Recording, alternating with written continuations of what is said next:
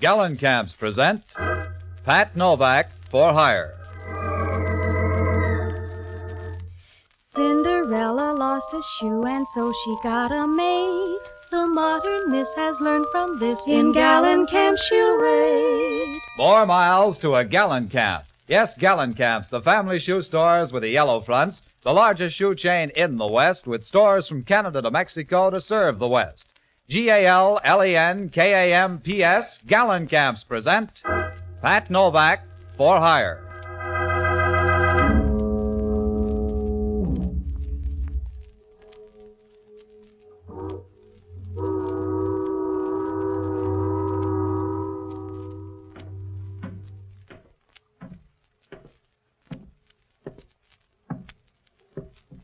Sure, I'm Pat Novak for hire.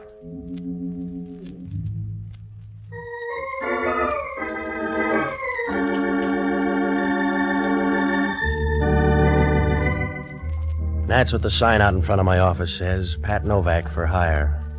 Down on the waterfront in San Francisco, you don't get prizes for being subtle. If you want to make a living down here, you got to get your hand in the till any way you can. You rob Peter to pay Paul, and then you put it on the cuff. It's a happy life if you don't mind looking up at a headstone, because sooner or later you draw trouble a size too big. I found that out Tuesday night. It was about 11 o'clock when I came out of the office, and I started down the waterfront. It was raining, and the street was as deserted as a warm bottle of beer. As I got near the corner, an old man stepped out of the darkness and started across the street. It was a short trip because a car started up down the street, and the old man couldn't have made it with a pocket full of aces. Well, I started over to him. The car slowed down for a moment and then turned the corner and disappeared.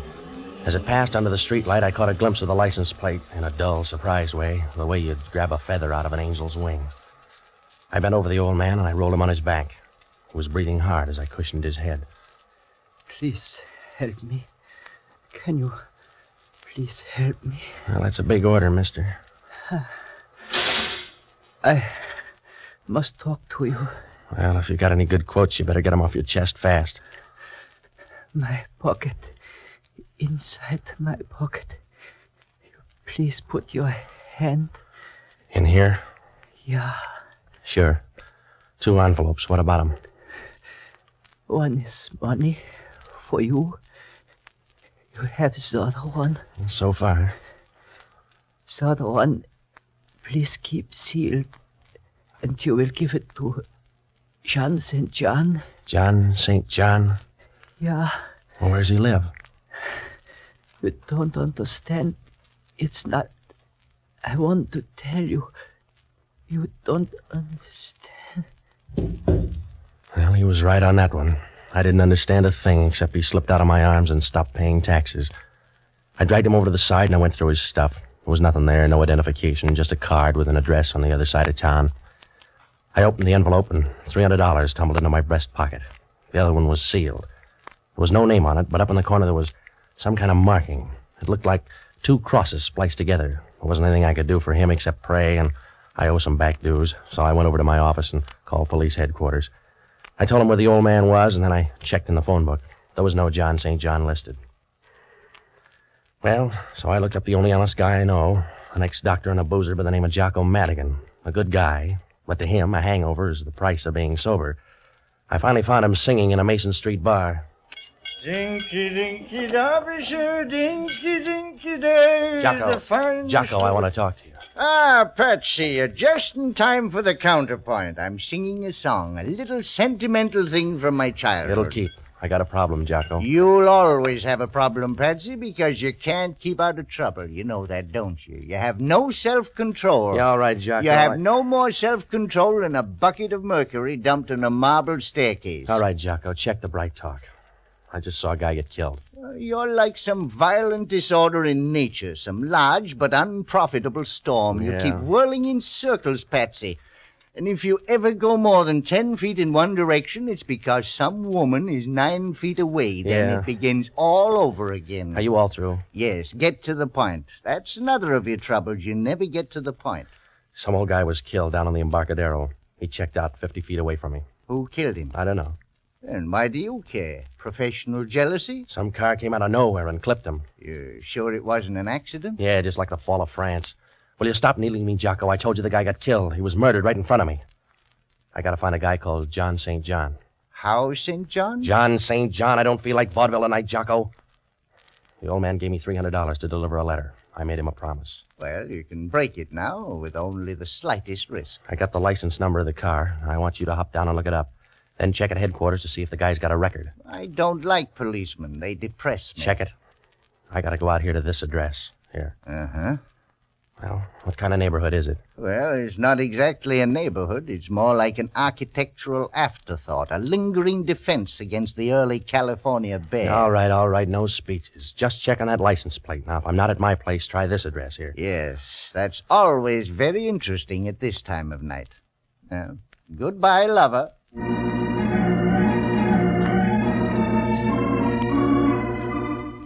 Well, Jocko was right about the neighborhood. When I left him, I doubled by my place, and I left the envelope. I put it in another envelope and stashed it behind some books.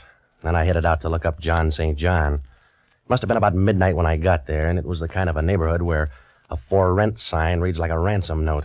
I found the place, though. It was an old rooming house, a third-floor apartment. I knocked at the door, and when she opened it, I knew it was time to wire home for money. If they pick a Miss Blowtorch of 1946, she'll be right up there in the running. A tall, blonde blister with lots of Fahrenheit. She stood there leaning against the door, smiling and looking at you as if you had gold-plated muscles. Gave you a weak feeling where your dinner ought to be. And her voice came right out of the oven. Well, you're out kind of late. Yeah. I'm looking for a guy named John St. John. Oh? Won't you come into my cobweb? Sure. For a spider, you're nice and chubby. Well, a Spider-Man. My name's Lee Norton. You want to write it down? I'm Pat Novak, and I'm looking for a guy named John St. John. You seem to be running a temperature on the subject. I don't know a John St. John. Well, I found a dead man lugging around your address. Why? I don't know. Perhaps he admired me from afar. Like a sunset or something. No, he stopped admiring sunsets about 20 years ago. I see. What are you, the avenging angel? He gave me a sealed envelope. And you were supposed to give it to a man named John St. John. That's right. He gave me $300 to ease the pain. Yeah, I figured that. You don't look like the charitable type. He was a nice old guy, so I'm going to find his boy. Perhaps I could help you. You got a clear, fast track. Let's see you go. I told you I don't know John St. John, but I'll do this much. Yeah, I know. You're going to be big-hearted and offer to take that letter just in case you ever meet someone named John St. John. Huh? How did you pay the rent this month? Keep the kettle on. I'll only be a moment. Hello, Lee. If we're early, just give us a magazine. No. Come on in. Well, just enough for bridge. You're right. You're only gone a moment. Who are your friends? Don't sulk. Did they lock the manhole before they left home? His name's Novak. Yeah, that's a pretty name. Don't rhyme with anything, but it's pretty, huh, Joe? Yeah, it's all right. Let's have the letter, Novak. You got hold of a bad rumor, fella. The one I got's good. Let's have it. I don't want to strain your mind, Junior, but try to understand. I don't have a letter. Ask him again. Go on home, mister. You're not going to get anything out of me except a small tip. Now, if you're a good boy, I'll give you a nickel for your friend, too. All right, Joe. Now, hold him up. Yeah, just a minute. He's got a head of hair. Hold him up. All right, Mike. That's enough. Oh, that's enough. All right, baby. Don't look so sorry. You can't have everything.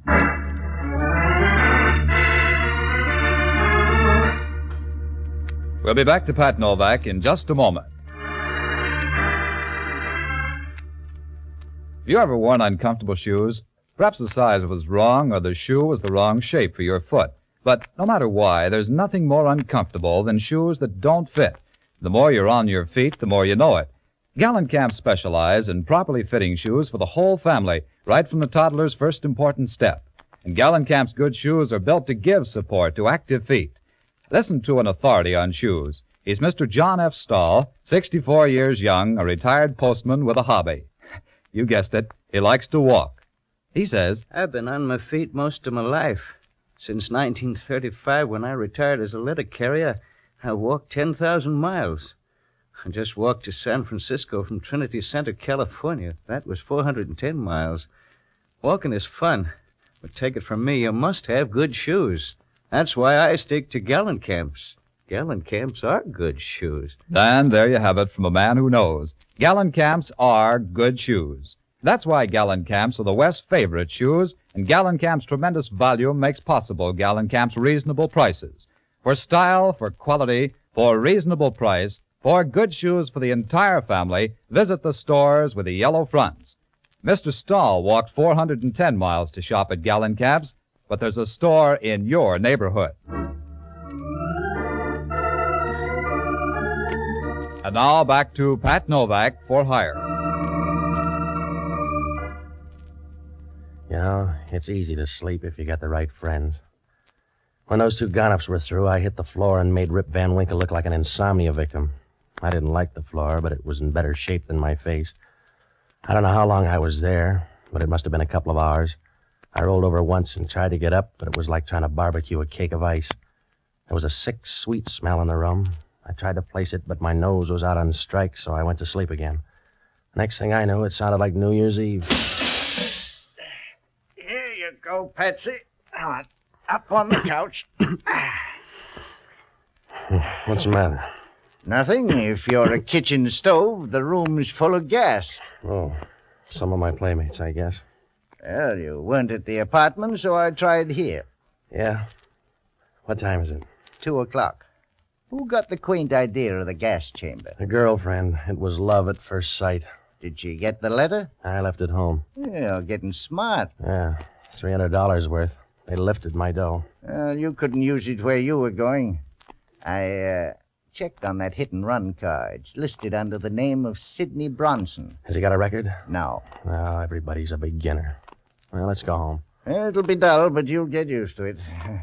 Wait till I wash my hands. Sure. Patsy, Yeah? what did your girlfriend look like? Was she the lively type? Yeah. Why? What's the matter? Because she's not anymore. Yeah. Those gunsels play rough. She's kind of pretty. What did she do besides send out vibrations? I don't know. But she knew all about John St. John. Yeah? She picked up a bait like a hungry bass. Also, look at that ring. How did you get around to that? The insignia on it. It's the same one that's on the envelope. Spliced crosses. Let's go home, Patsy. The police will be here. Yeah. Even Hellman will know she's dead. Come on, On your way out the door, Jocko, try it sideways because I think it's blocked. Hello, Novak. You look pale. It's my color scheme. What do you care, Hellman? None. She looks peaceful. Yeah. Be quiet or you'll wake her up. I'll tiptoe. She always cut her throat before she goes to sleep. Who is she, Novak? I don't know. It's awful cozy here for a bunch of perfect strangers. I don't know every dead girl in town, Hellman. You'll have to check. You can still write, can't you, Novak? Huh? That's all you'll need down at headquarters. Come on. Get out of the haze, Hellman. You don't know who's dead yet, but you're going to book somebody. Yeah. What are you doing up here, praising the joint? I came up to find a guy named John St. John. She doesn't look like a guy named John St. John. She was my lead. I came up here to smell out a rat. She had a half Nelson on me when two gunsels walked in. They came up to fix the gas meter, I think. You stay out of this. I'll make every effort. Now, if you're smart, you'll fingerprint this place, Hellman. Those boys were cute. They've been in somebody's jail. I'll handle my job. You stick to murder. It'll go a long way to pin this on me, Hellman. I can go a long way, Novak. Not with what you got to drag. We get a call in the middle of the night, come up here and find you standing over a dead girl. That's right. And you want me to sprinkle powder all over. Back up and take a better look, Novak. The view's fine, Hellman. And if you'll take a good look, you'll know why. You haven't got anything to give the DA except a slim lead and a fat hand. You're going to need help. Not on this one. You need help to find the street. Come on back to center, Hellman. Even with both hands, you couldn't... Yeah. Oh, forget it. So take the medicine like a good boy. I'm not going to walk out and let the two of you tour the town. I'm going to book one or both of you on a murder charge. All right. Book Jocko here, then. I love you in a generous mood. You got a string, then, Hellman. Somebody's got to find John St. John. Who's going to find Jocko? Stop worrying, I'll bail you out. You haven't got the right size heart, Novak. You'll let him die on the vine. Helm, sometimes you're guilty of unexpected wisdom. I know it's reflex action, but it's consoling anyway. I want you, Novak. I want you bad. I'll take this guy as a down payment, but I'm going to close out with you. Remember that. I will. All right. Come on, mister. Wait a minute. Patsy, you're not going to let him lug me off like this? What else can I do? The guy likes you.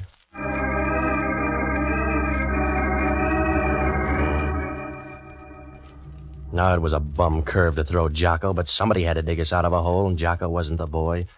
You can't shovel dirt with a bar rag. I had no idea where to start. There were 2 murders, and they were both tied up with John St. John. He didn't look like a good guy to know. There was that insignia, too, the one on the letter, and the girl's ring. Oh, sure, it could be coincidence, but that's what they said about Bluebeard. The only thing I could do was open that letter, so I went back to the apartment. I didn't have to turn on the light. They were running in pairs tonight. She was sitting there on the couch, proud of a pair of long silk legs and smiling like a guy who knows he's got $1 million in the bank. She was blonde, too. A little more lemon juice, maybe, but blonde anyway. She was nice and comfortable, and I got the idea she'd just signed a lease. Good evening. How do you do? Not very well so far. A sly remark, Mr. Novak? No, I'm just bringing you up to date. Your girlfriend's dead. Yes? Yeah. I just want to let you know the gas jet's out in the kitchen. Oh, don't shout. I'd like you better if you purred. I don't need your vote. Who's John St. John? I don't know John St. John. Is he worth breaking your heart over? There's a good guy down on the clink sweating out a murder rap for me, so I want John St. John. You've got nice friends. Who's Sidney Bronson? How does that fit into the picture? This started with a waterfront corpse. The leftovers belong to an old guy that was hit by a car. The car's registered in the name of Sidney Bronson. Mr. Novak, you seem so intense. It's a pity to waste it on random speculation. I told you. I got a friend in the jug. Loyalty's a nice trait. One of your nicest. Yeah. You're a pretty thing, Patsy. Well, don't get fooled by the wrapper. I'll take a chance. Anybody ever brief you on trouble? You're hard to see that far away. Come on over into focus, Patsy. Yeah. You're pretty, Patsy. You look like you want to bill a sale. I'm the gentle kind, Novak. I'd just like to break your ribs. Go ahead. I can get a brace. Come here. Mr. Novak, I'll bet you do a swell rumba. Yeah? What's on your mind? What you're going to say when you find out about this gun. Huh? That's right, sweetheart. My finger isn't hollow. Back up and take a look at the gun. Oh. You got to that purse, huh? That's right. Well, you've ruined my confidence. And I'll give you a testimonial. In the meantime, I want the letter. You go after everything the same way. I want the letter. Well, it's in the desk. Come on. Right here in the top drawer. Oh, let go. Stay away from me. I'm already here, lady. Come on, all right. Drop the gun, sis. Drop it. Well, you can let go of my arms now. Well, that's your version. Let go of me. Let go of me. What was that for? A little something on the house. Now beat it. Well, you've ruined my confidence. You're lucky. Go on home. You won't change your mind about that letter? No. Suit yourself. I'll be going. Oh, Patsy. Yeah? I can't help you on John St. John, but I wouldn't worry about that fella, Sidney Bronson. Huh? Why? Because I'm Sidney Bronson. See you soon.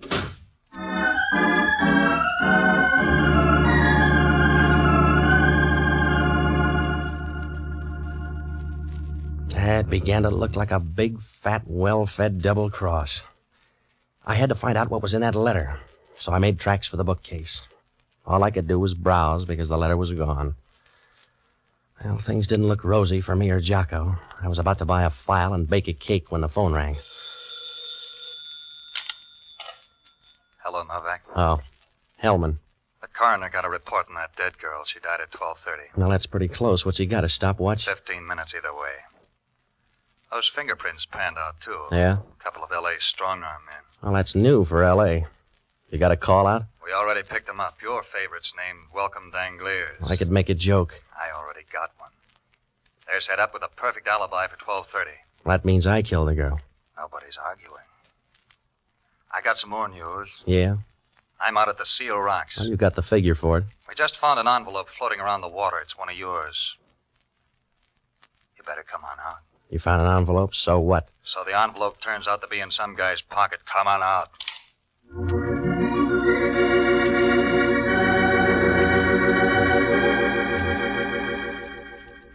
Well, that only meant one thing. Whoever took the envelope out of my place got popular. It was getting late, so I grabbed a cab and rode out to the beach. When I got there, Hellman was standing down in the water. He had Jocko with him. The surf was rolling in, and Jocko wasn't much better.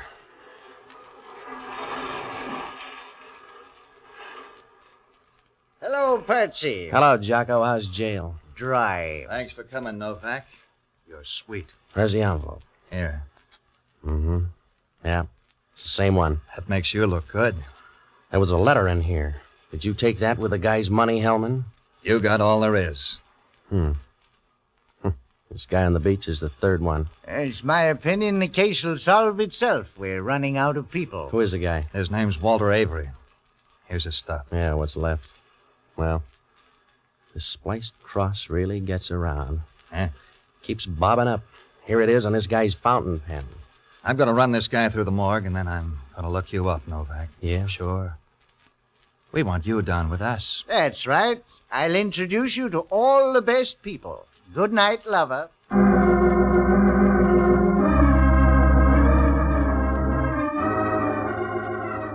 It was close to 5, so I tagged by my place for some sleep. I tossed around like a fish on the living room rug. Hellman called about 9 to throw more dust in my eyes. He said one of the airlines had a passenger to Portland named Walter Avery. Just to make it tough, the guy made the 12 o'clock plane and got off at Portland. I had left field all to myself. I got dressed and I looked up Sidney Bronson's number. There was no answer, so I went over. The place was locked, and I looked up the janitor. He wasn't going to let me in, but it turned out that his wife had a birthday coming up. Well, I found something in the apartment. It was a card, and it said Bellcrest Sanitarium. And down in the corner there was a guy's name. Dr. Emil Schoenig, psychiatrist. Vienna without the walls. The Bellcrest Sanitarium was down on the peninsula, so I borrowed a car and headed down that way. Everything was fine until I got in the front door. They didn't even let me register.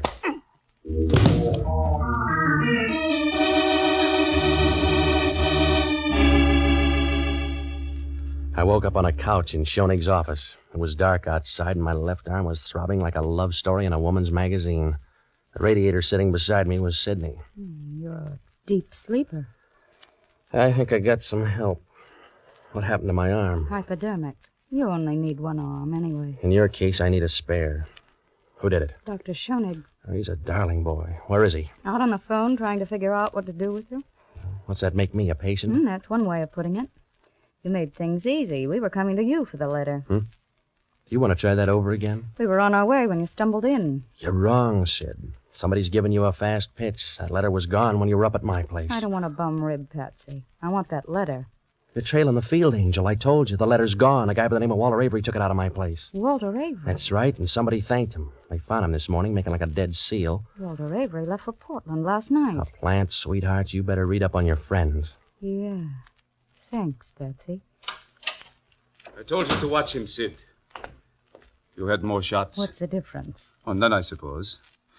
Why don't you mix us a drink while I talk to Mr. Novak? I'll be right with you. Well, Mr. Novak, you're one of my best patients. Well, that's because I like your needles. You better go easy on that drink. Yes? Why? Well, you'll get drunk and run somebody down the way you did that guy on the waterfront. Oh? A good guess. You should be proud. That's a good, sensible, final emotion. Here's your drink, Emma. Thank you, my dear. It's to you, Mr. Novak. Sorry, there's no drink for you, Mr. Novak. He probably will be. Huh? Forget it. Emma, I talked to Mr. Novak before you came in. He thinks you're a heel. He does. And so do I. I can stand it. He told me about Walter Avery. I'm sorry about that. Walter got that letter. You killed him and took it. I was supposed to blunder around until you got rid of me, too. That's a bum joke, Emma. You're getting hysterical. With laughter, Emma. You put one of your boys on the plane. Only Novak aired the wash too fast. Suppose I did. Somebody ought to bring you up to date, Sidney. You've been hanging on too long. The free ride's over. I might as well tell you now you're all through. I carried the whole bunch along and... and I'm all through. Steady, Emma. What's the matter with me? What's the matter with me, Sid? Give him a hand, Novak. He just had a bad drink. You wouldn't do that, Sid. I'm full of surprises. You got a stomach full of poison. You got a stomach full of poison in 15 seconds, Emma. Put down that gun, Emma. I want you to, Sid. Please, Emma, put down the gun. I'm a selfish fellow.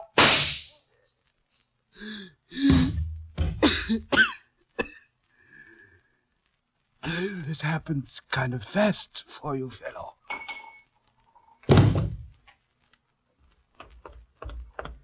Lots of noise, huh, Patsy? Yeah.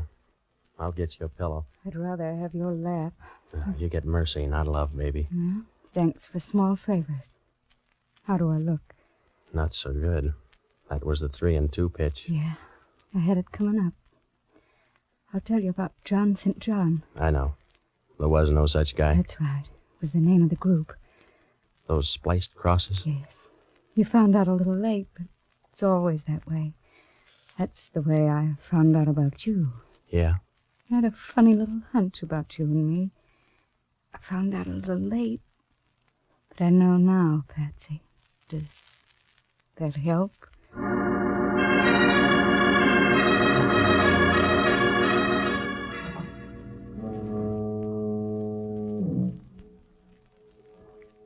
Well, John St. John was the name of an organization buying and selling government information.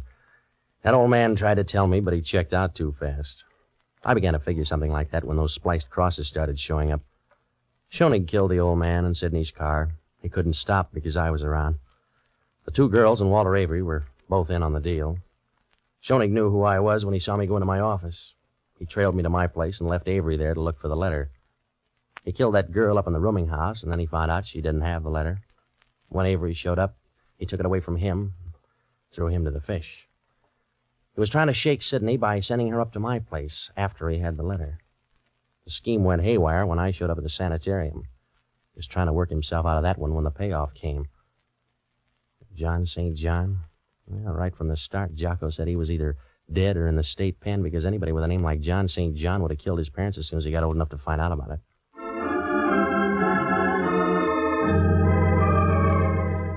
We'll return in a moment to find out what bothered Inspector Hellman. But now it's Cinderella time. Cinderella lost a shoe and so she got a maid. The modern miss has learned from this. In Gallon Camp she'll raid. A pretty face, a graceful figure, lovely shoes. That's a combination that no man can resist. What a delightful feeling to know that from the top of your head to the tip of your toes, you are the picture of glamorous perfection. Here's what Marilyn Buford, Miss America 1946, says. Probably the most fun of being chosen Miss America is modeling the gorgeous clothes. What girl wouldn't be thrilled to select costume after costume from a collection of America's leading designers? And after seeing the importance they attach to the right shoes for every costume, I'm glad I learned about Gallon Camps years ago. Yes, Marilyn, there's magic in a pair of shoes, as every woman knows. And having the right shoes is no longer a luxury thanks to Gallon Camps, the home of lovely shoes at reasonable prices. And that's why Miss America's favorite store is the favorite store of America's misses. Cinderella lost a shoe and so she got a maid. The modern miss has learned from this. In Gallon Camp she'll raid. And now back to Pat Novak.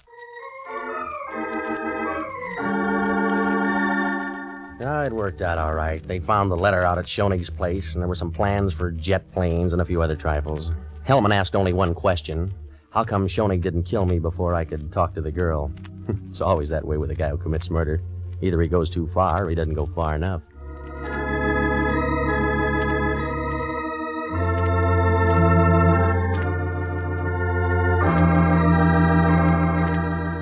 Be sure to join us next Sunday evening and every Sunday, same time, same station, for radio's newest show, Pat Novak for Hire. And don't forget the store with the yellow front is the Gallon Camp Shoe Store. Gallon Camp shoes are good shoes. There's something about them you'll like. Franklin Evans speaking. This is ABC, the American broadcast.